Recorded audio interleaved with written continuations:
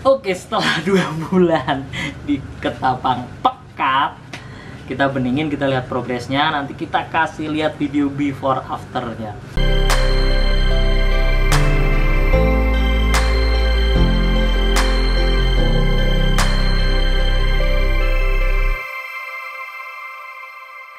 Lanjut, Mavi Animal.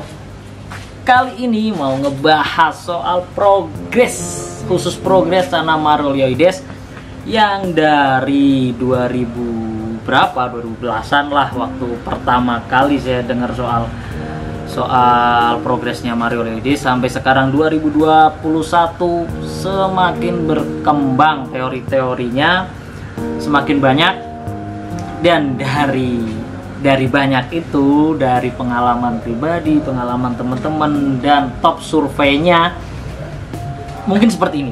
Mungkin top surveinya seperti ini, bukan mungkin ya, yang katakanlah sudah terbukti lah. Jadi untuk progres Marolioides, pertama kita memang harus pilih bibit atau maru yang memang punya bakat maksimal. Itu paling mudah ya, kita mungkin di size yang 10 ke atas, atau size yang udah ada kelihatan tipis-tipis bakat bunganya, itu udah kelihatan.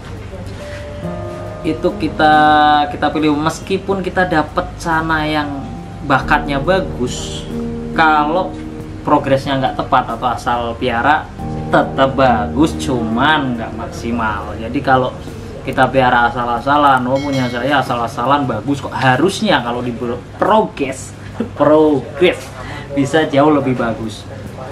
Langkah progres yang pertama, kita siapin tank khusus progres. Tank khusus progres itu ukurannya nggak gede, jadi paling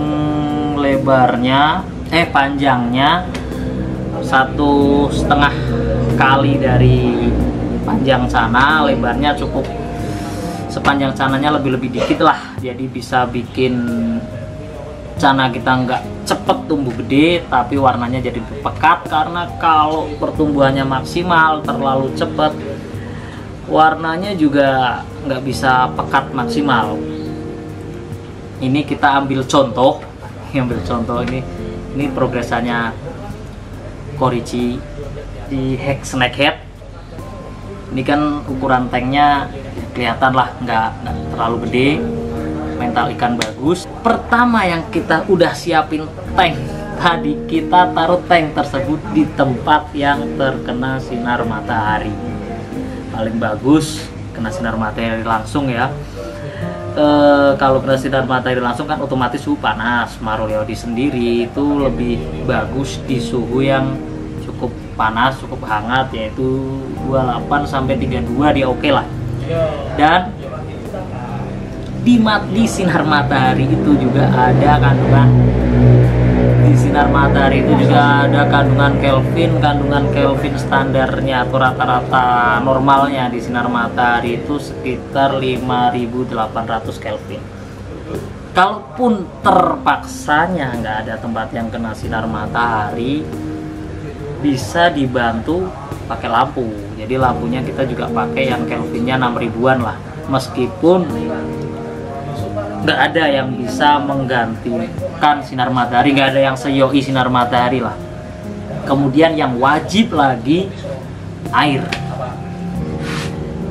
airnya pakai ketapang pekat. Jadi ini hari-harinya pakai air ketapang pekat.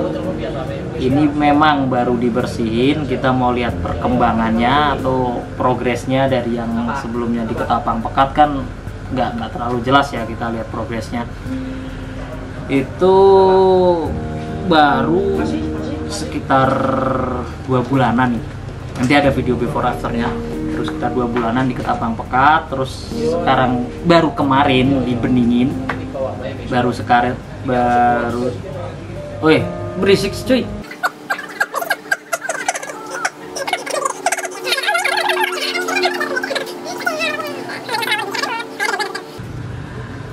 Oke, setelah 2 bulan di Ketapang Pekat, Kita beningin, kita lihat progresnya, nanti kita kasih lihat video before afternya.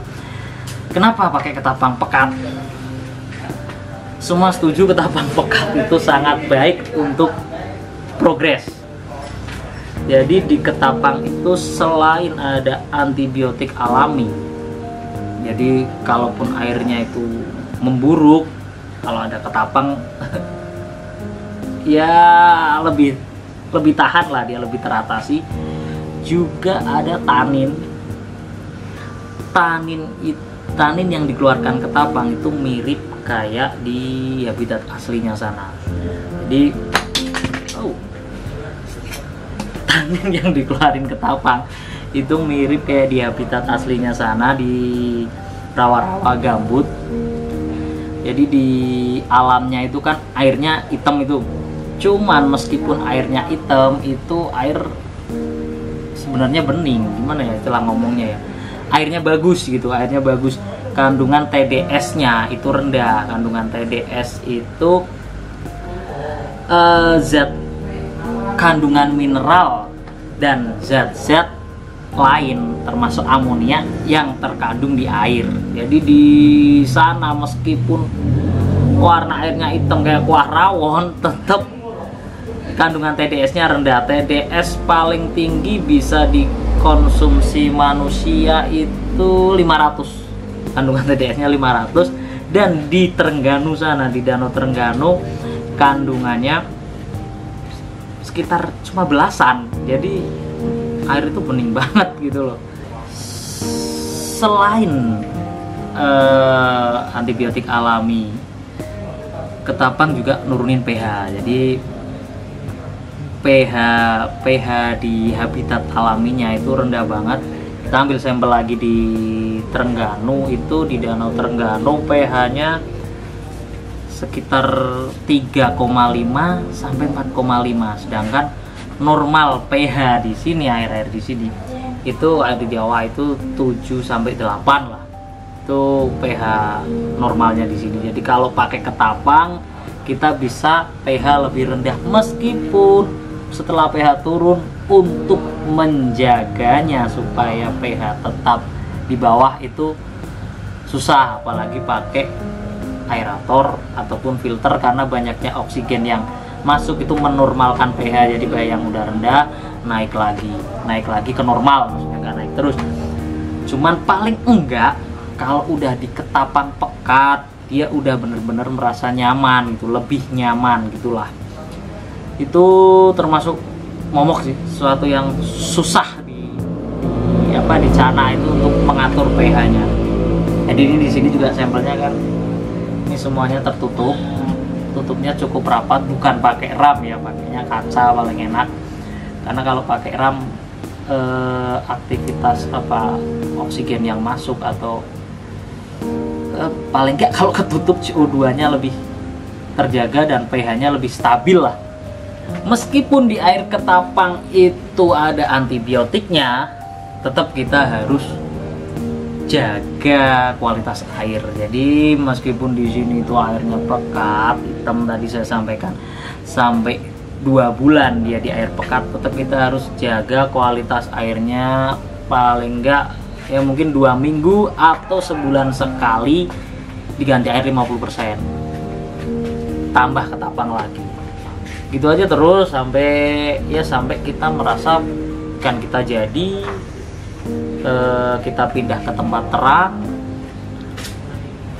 mutasi dibantu dari progres yang tadi udah kita jalankan, kita udah pindah ke tank view.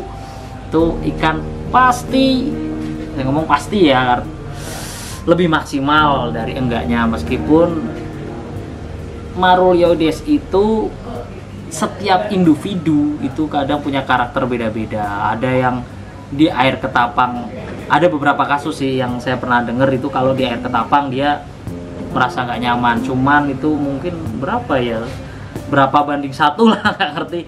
Pokoknya jarang banget yang seperti itu.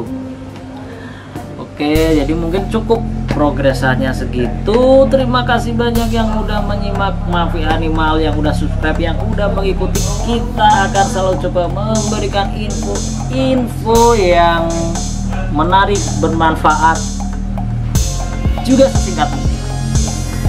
Sampai ketemu di video maaf selanjutnya. Yang belum subscribe silahkan di subscribe, dan yang sudah subscribe terima kasih. Wassalam.